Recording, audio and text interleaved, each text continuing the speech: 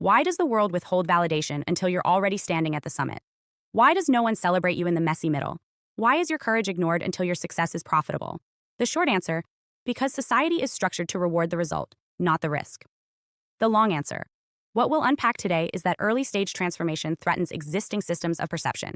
And until your story becomes useful, most people won't see the point in celebrating you. Let's start with the basics. Human beings are narrative-driven creatures.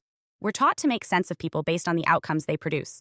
We value resolution, we worship the before and after, and we typically assign credibility based on how complete someone's story looks from the outside.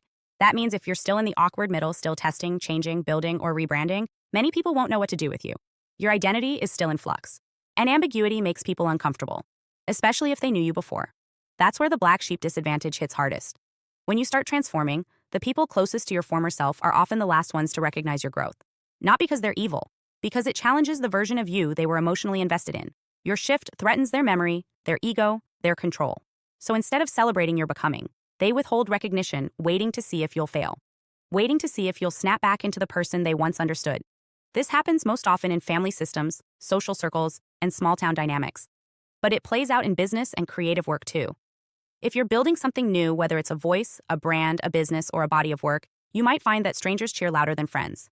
That online supporters are more affirming than your relatives.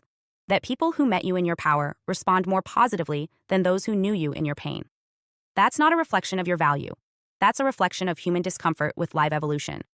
Let's talk about why this happens systemically. Modern culture loves the underdog after they win, but resists them while they're climbing. We idolize comeback stories, but rarely invest in the comeback phase. We consume biographies about legends, but wouldn't have followed them on Instagram when they were still figuring it out. We want greatness, but only after it's been vetted, stamped, packaged, and monetized. In other words, people are uncomfortable investing in potential. They prefer investing in proof. That's why applause often comes late. Because until your story fits a marketable arc, most people can't see its value. They only see your struggle, your shifts, your inconsistency, and they mistake that for failure. This is especially true for black sheep, because you already disrupted expectations by not conforming to your original environment. You already made people uncomfortable just by existing differently.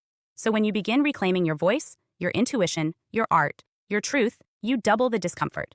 You remind people of the version of themselves that didn't choose to climb. And for many, that's unbearable. So instead of clapping for you, they critique, or they ignore you altogether. Because your becoming reveals their stagnation. This leads to a painful reality.